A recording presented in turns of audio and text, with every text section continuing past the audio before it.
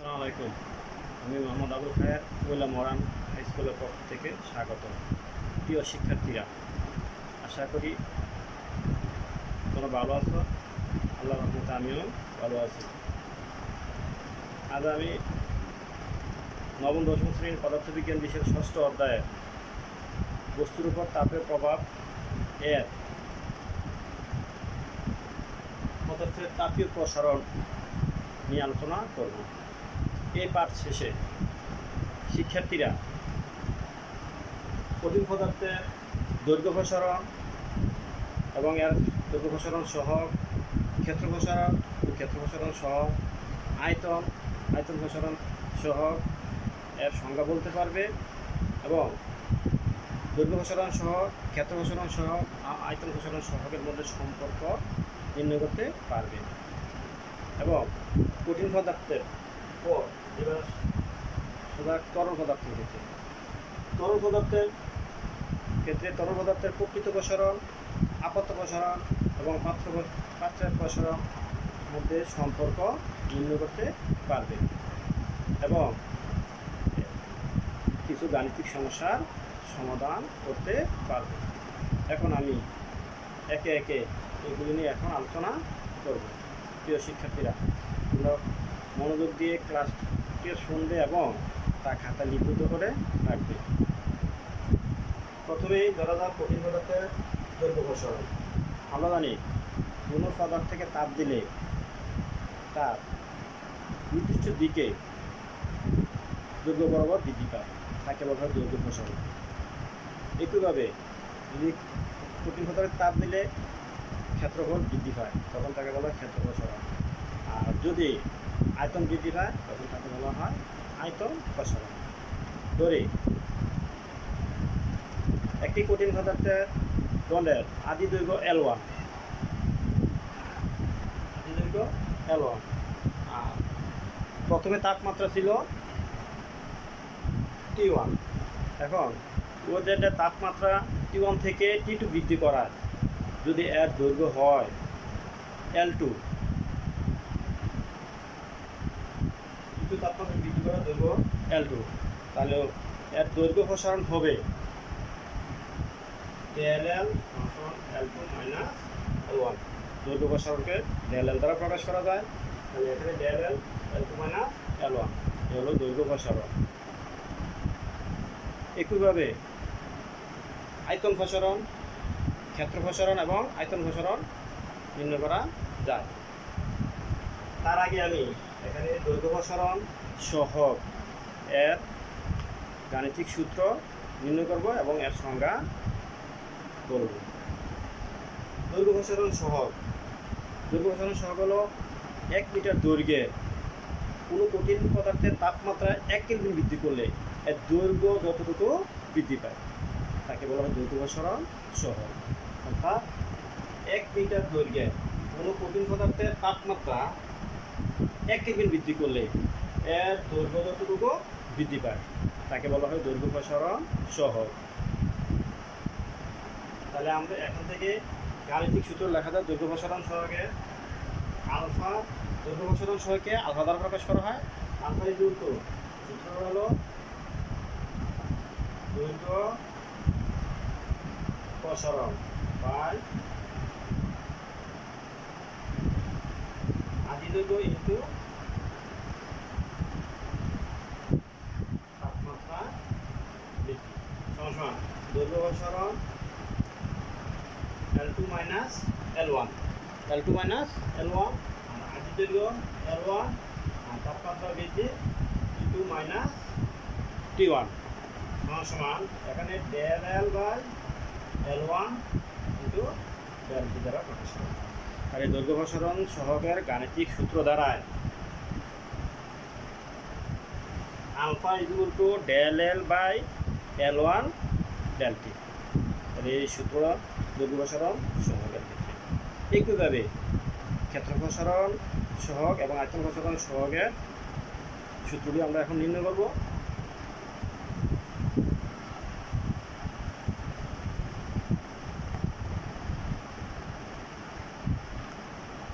ক্ষেত্র প্রসারণ সহগ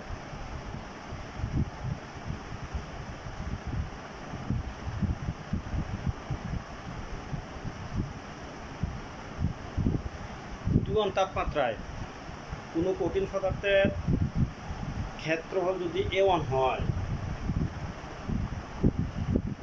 তাপমাত্রা বৃদ্ধি করে T2 করা হলে যদি এর ক্ষেত্রফল A2 হয়, তাহলে ক্ষেত্রফল বৃদ্ধিটা হবে A2 মাইনাস A1, আর তাপমাত্রা বৃদ্ধি হবে T2 মাইনাস T1। তাহলে ক্ষেত্র প্রসারণ তাহলে A2 মাইনাস A1, তাপমাত্রা বৃদ্ধি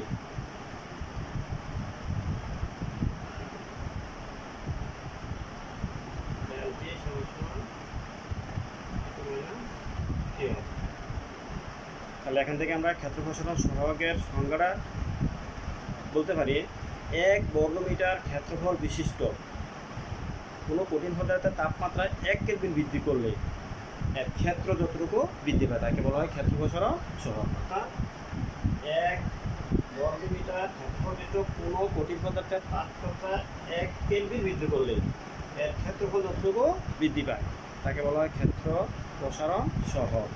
ক্ষেত্র প্রসারণ সহগের গাণিতিক সূত্র দ্বারা ক্ষেত্র প্রসারণ সহগকে বিটা দ্বারা প্রকাশ করা হয়। তাহলে বিটা ইকুয়াল টু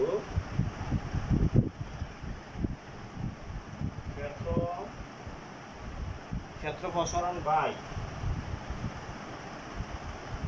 আদি ক্ষেত্রফল ইনটু তাহলে বিটা ইকুয়াল টু ক্ষেত্র প্রসারণ বাই আদি ক্ষেত্র ইনটু তাপমাত্রা বৃদ্ধি সমান ক্ষেত্র প্রসারণ A2 minus A1 by A1 into A2 minus A1। তাহলে এখানে ক্ষেত্র প্রসারণ A2 minus A1 divide by আদি ক্ষেত্র হলো A1 আর তাপমাত্রা বৃদ্ধি T2 মাইনাস T1। এটাকে লেখা যায় del A by A1 del T। এটা হলো ক্ষেত্র প্রসারণ সহগের গাণিতিক সূত্র। এখানে দুইটা সহগ পেলাম, দৈর্ঘ্য প্রসারণ এবং ক্ষেত্র প্রসারণ সহগের গাণিতিক সূত্র। তারপর আসা যাক আয়তন প্রসারণ সহগ। আয়তন প্রসারণ সহগ হলো 1 ঘনমিটার আয়তনের কোনো কঠিন পদার্থের তাপমাত্রা 1 কেলভিন বৃদ্ধি করলে এর আয়তন যতটুকু বৃদ্ধি পায় তাকে বলা আয়তন প্রসারণ সহগ। যদি কোনো কঠিন পদার্থের তাপমাত্রা T1 থেকে বৃদ্ধি করে T2 করা হয় আর এর আয়তন B1 থেকে B2 হয়, তাহলে আর আয়তন প্রসারণ হবে B2 মাইনাস B1 আর তাপমাত্রা বৃদ্ধি হবে T2 মাইনাস T1। তার থেকে আমরা সমীকরণটা নির্ণয় করতে পারব। এখন আমরা আয়তন প্রসারণ সহগের গাণিতিক সূত্র নির্ণয় করব।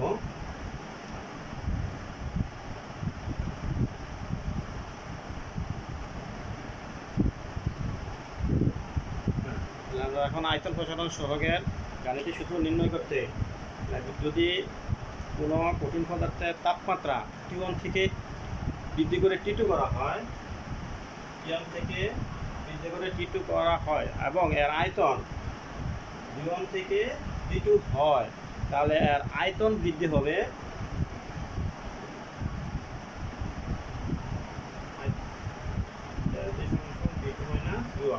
আয়তন বৃদ্ধি হবে B2 মাইনাস B1। তাপমাত্রা বৃদ্ধি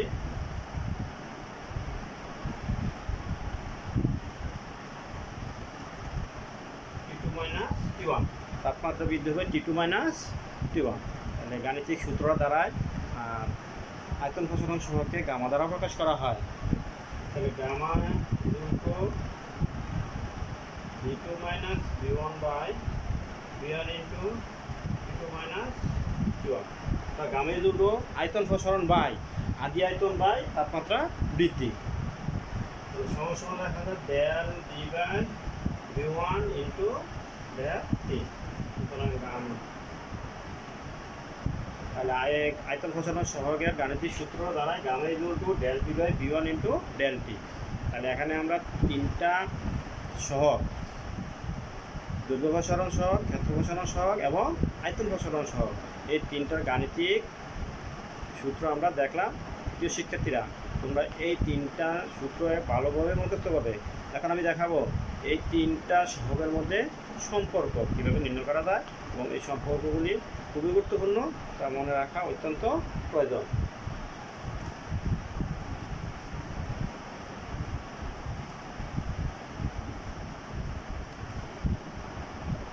প্রিয় শিক্ষার্থীরা, আমরা জানি দৈর্ঘ্য প্রসারণ সহগ আর ক্ষেত্র প্রসারণ সহগ, ক্ষেত্র প্রসারণ সহগ দৈর্ঘ্য প্রসারণ সহগের 2 গুণ, আর আয়তন প্রসারণ সহগ দৈর্ঘ্য প্রসারণ সহগের 3 গুণ।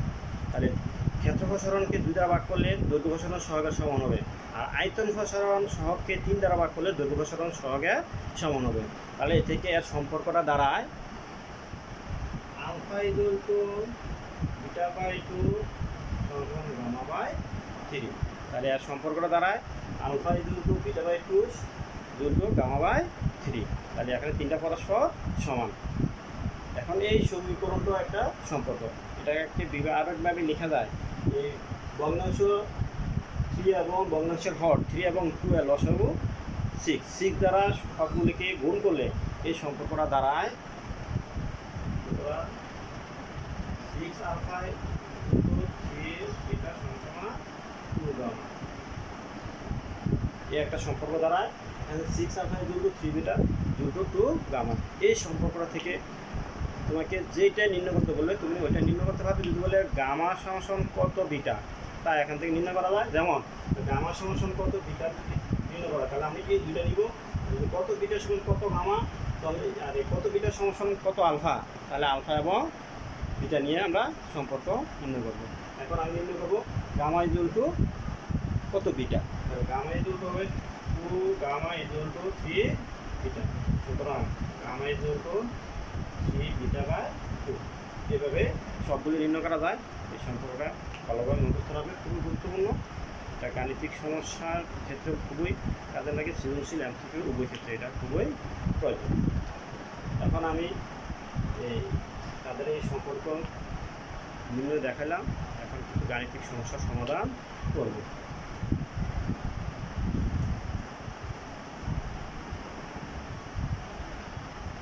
প্রিয় শিক্ষার্থীরা, এই অধ্যায়ের এই সূত্রগুলো ভালোভাবে আয়ত্তে রাখলে গাণিতিক সমস্যা সহজেই সমাধান করা যায়।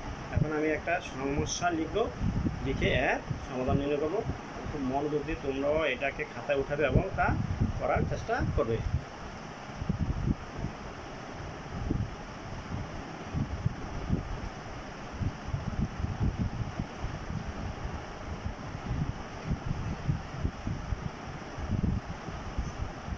দুই মিটার বাহু বিশিষ্ট একটি লোহার ঘনকে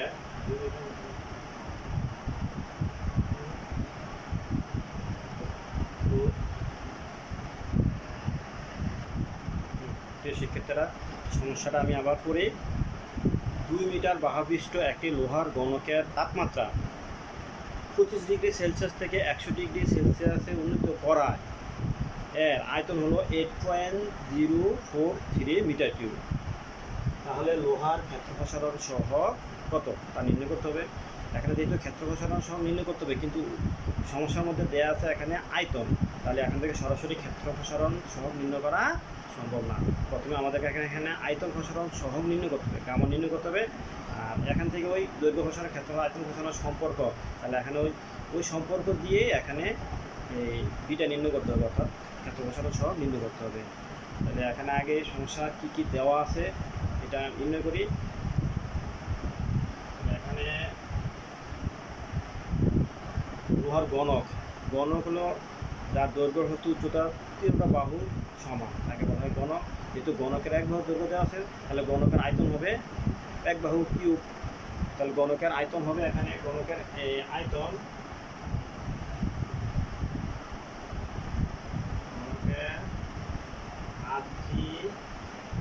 গণকের আদি আয়তন সমান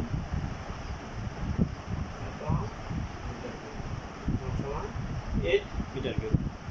আর শেষ আয়তন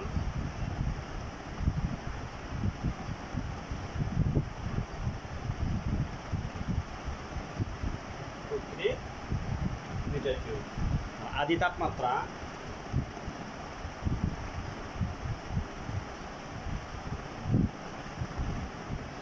আদি তাপমাত্রা 25 ডিগ্রি সেলসিয়াস, আর শেষ তাপমাত্রা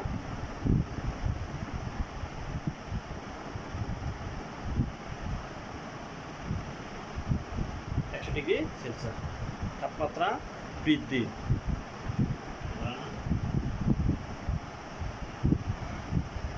তাপমাত্রা বৃদ্ধি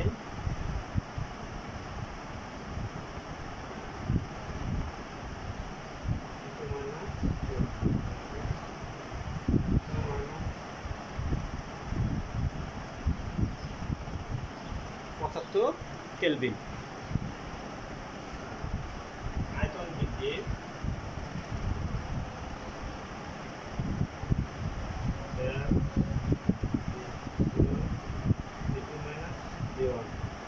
মাইনাস B1 8.043 মাইনাস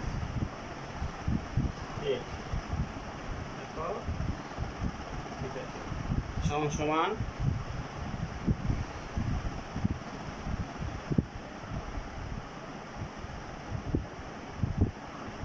এখানে আমরা তাপমাত্রা বৃদ্ধি পেলাম, আয়তন বৃদ্ধি পেলাম। তাহলে এখান থেকে আমরা এখন নির্ণয় করবো আয়তন প্রসারণ সহগ। আয়তন প্রসারণ সহগ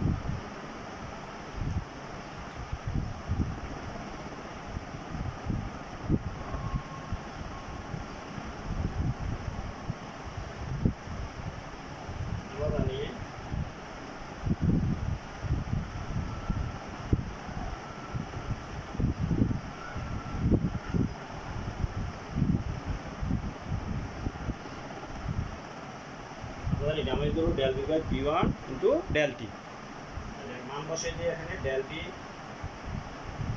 0.043 B1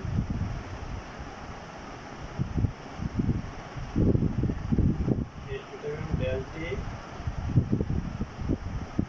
74।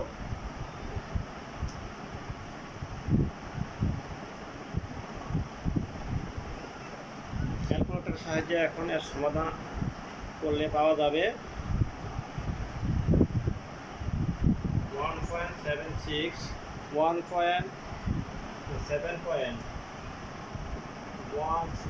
Into 10⁻⁵ per kelvin. শিক্ষার্থীরা, তাহলে এখানে আমরা হইলাম আয়তন প্রসারণ সহগ। আয়তন প্রসারণ সহগ থেকে এখন ক্ষেত্র প্রসারণ সহগ আমরা নির্ণয় করব।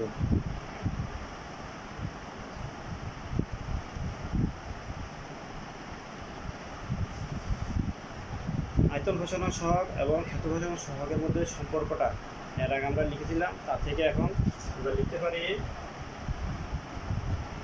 G বিটা সমান 2 গামা বা বিটা ইনটু 2 ইনটু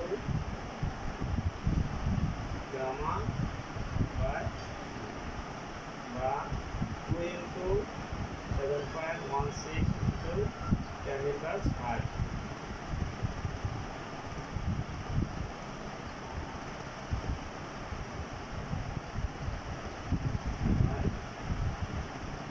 ক্যালকুলেটরের সাহায্যে সমাধান করলে আমরা পাই 4.78 ইন্টু 10⁻⁵।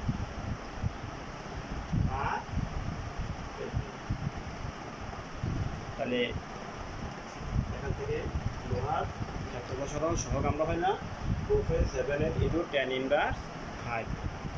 প্রিয় শিক্ষার্থীরা, এতটুকুই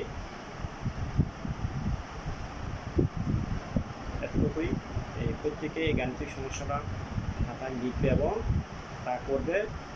এখন অনুরূপ একটা আমি বাড়ি কাজ দিব, বাড়ি কাজটা প্রত্যেকেই নিজে নিজে করার চেষ্টা করবে।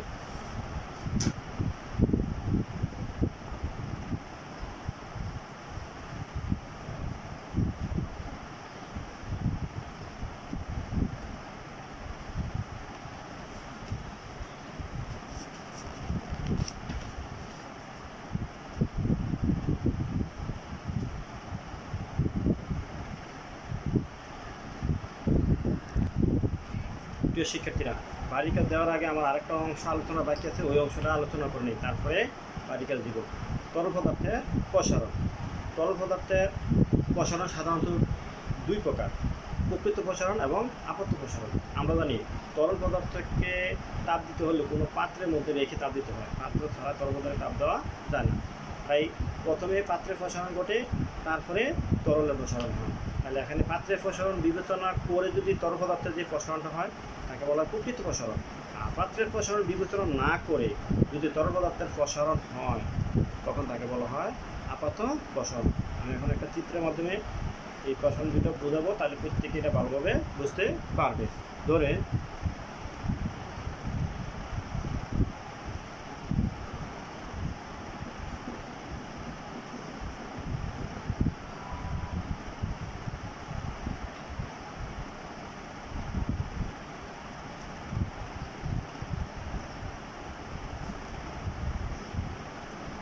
চিত্রে একটা পাত্রে মধ্যে কিছু পানি দিয়ে, পানির উচ্চতা এতে ছিল।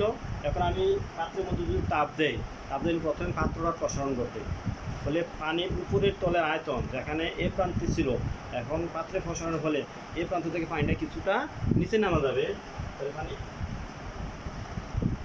উপরের তল এ থেকে বিতে চলে আসবে। তাহলে এখানে এ বির যে প্রসারণটা হলো এটা হলো পাত্রের প্রসারণ। এখন যত তাপ বৃদ্ধি করা হবে, এখন তাপটা পাত্র থেকে পানিতে সঞ্চালিত হবে, ফলে পানির প্রসারণ ঘটবে। পানির প্রসারণ হতে হতে বি থেকে এখন প্রসারণ করতে থাকবে, বি থেকে প্রসারিত হয়ে এ প্রান্ত অতিক্রম করে এ সিতে আসলো। তাহলে এখানে পানির যে প্রসারণটা হবে, প্রকৃত প্রসারণ হবে বি সি। তাহলে বি সি হলো পানির প্রকৃত প্রসারণ। কারণ এখানে পাত্রের প্রসারণ এবি বিবেচনা করে এখানে যে প্রসারণটা বিসি হয় এটা হলো প্রকৃত প্রসারণ। তাহলে এখানে আর এ বির হলো পাত্রের প্রসারণ। তাহলে এখান থেকে আমরা একটা সম্পূর্ণ নির্ণয় করতে পারি, তরল পদার্থের প্রকৃত প্রসারণ সমান আপত্ত প্রসারণ প্লাস পাত্রের প্রসারণ। সুতরাং প্রকৃত প্রসারণ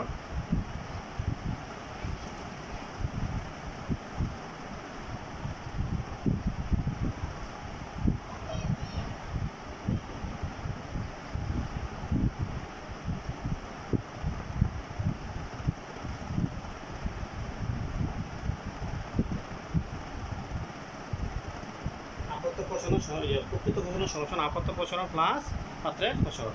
এটাকে সমীকরণ আকারে লিখা হয় D R into D A plus B.